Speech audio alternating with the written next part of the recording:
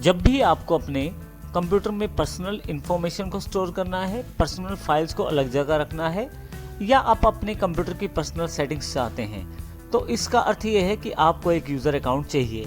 अब user account local भी हो सकता है और माइक्रोसॉफ्ट अकाउंट भी हो सकता है, जैसा कि हमने पिछले सेशन में जानकारी ली।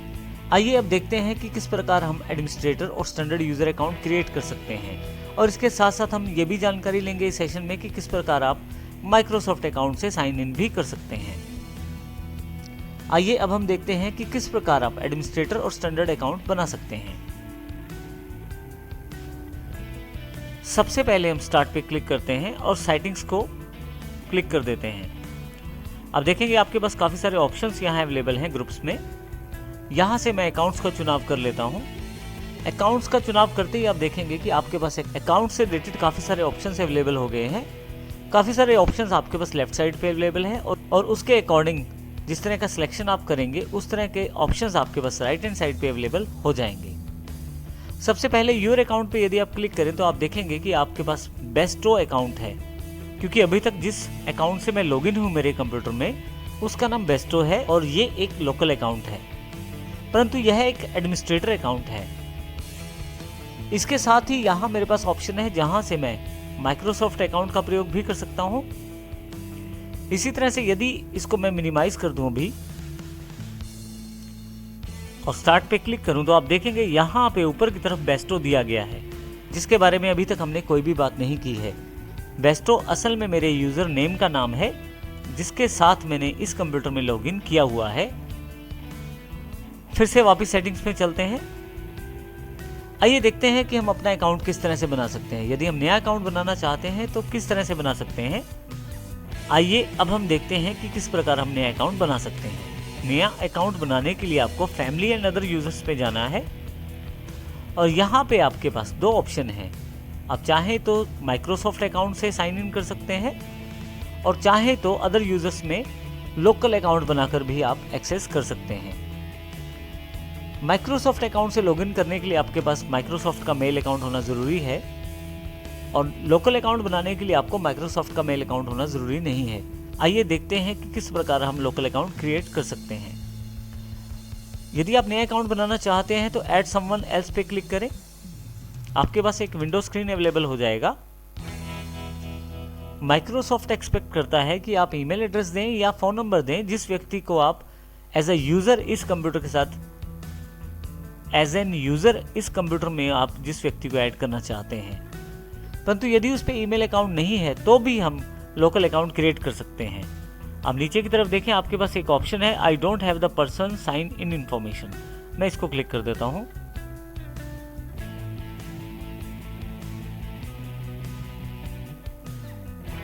जैसे ही मैं क्लिक करता हूं मेरे पास एक छोटा सा फॉर्म अवेलेबल हो जाता है जिसमें मुझे यूज़र की जानकारी देनी है जिसके साथ मैं अपना अकाउंट बना सकता हूं। आइए यूज़र की जानकारी देते हैं। नीचे मैं उस यूज़र का अगर मेरे पास कोई ईमेल आईडी अवेलेबल है तो वो फिल कर देता हूं, और यदि मेरे पास ईमेल अकाउंट नहीं है तो यहाँ से मैं नया ईमेल अकाउंट बना भी सकता हूं। परंतु इसके लिए ज़रूरी है कि मेरे पास लैपटॉप या कंप्यूटर में नेट अवेलेबल हो। इसी के साथ जिस पासवर्ड से आप अपना कंप्यूटर खोलना चाहते हैं वो डालें।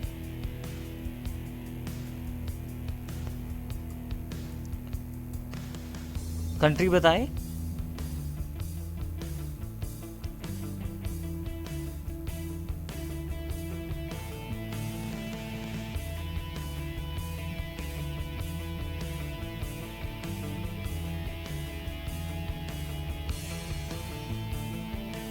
यहाँ पासवर्ड डालें जो कम से कम 8 अक्षर का होना चाहिए।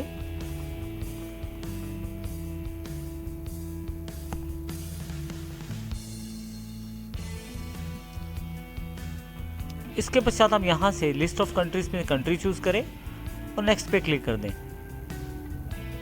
अब यहाँ से अपने ऑनलाइन एक्सपीरियंसेस को एनहेंस कर सकते हैं, बढ़ा सकते हैं। माइक्रोसॉफ्ट आपका डेटा को प्रयोग करके, आपके अकाउंट के इन्फॉर्मेशन को प्रयोग करके आपको जानकारी देता है।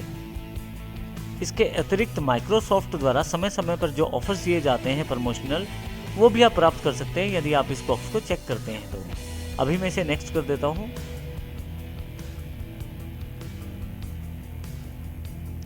जैसे ही मैं नेक्स्ट करता हूँ मेरे पास यहाँ पे अकाउंट एक अवेलेबल हो गया है।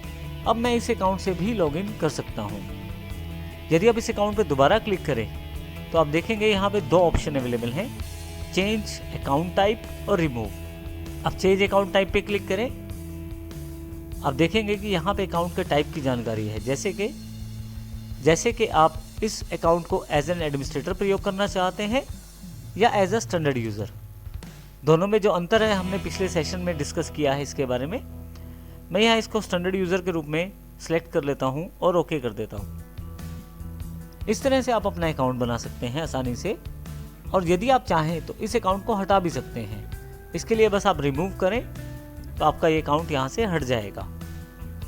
आप अपने ऑफिस, फैमिली या फ्रेंड्स के लिए अलग अलग तरह के अकाउंट टाइप को प्रयोग कर सकते हैं, जैसा आपको सूटेबल लगता है अपनी रिक्वायरमेंट के अनुसार। इस प्रकार से आप अपने अकाउंट को बना सकते हैं और उन अकाउंट से साइन इन कर सकते हैं। साइन इन करने के लिए किसी दूसरे अकाउंट से आपको स्टार्ट पे जाना है।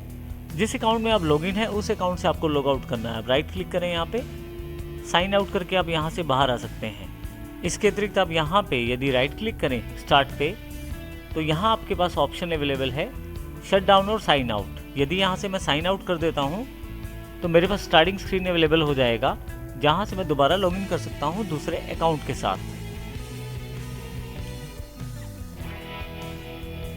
और यदि आप किसी यूज़र को डिलीट करना चाहते हैं तो आप सेटिंग्स पे वापस आएँ, फैमिली एंड अदर यूज़र्स पे जाएं और यहाँ से रिमूव कर दें। यहाँ आपके पास ऑप्शन अवेलेबल हो जाएगा कि क्या आप केवल अकाउंट को डिलीट करना चाहते हैं या उस अकाउंट में जो फाइल्स रखी गई हैं या डेटा रखा गया है उसको भी डिलीट करना चाहते हैं। तो यहाँ आपको ध्यान रखना है, यदि आप उन अकाउंट्स के साथ डेटा भी डिलीट करना चाहते हैं तो डिलीट अकाउंट एंड डेटा को क्लिक करें। आपका ये अकाउंट यहाँ से हट जाएगा और इस प्रकार आप नए यूज़र को हटा भी सकते हैं। तो इस प्रकार हमने देखा इस सेशन में किस प्रकार हम लोकल अकाउंट बना सकते हैं, एडमिनिस्ट्रेटर या स्टैंडर्ड अकाउंट सेट कर सकते हैं और किस प्रकार साइन इन कर सकते हैं। इसके अतिरिक्त यूज़र को रिमूव भी कैसे कर सकते हैं वो जानकारी भी हमने इस सेशन में ली है।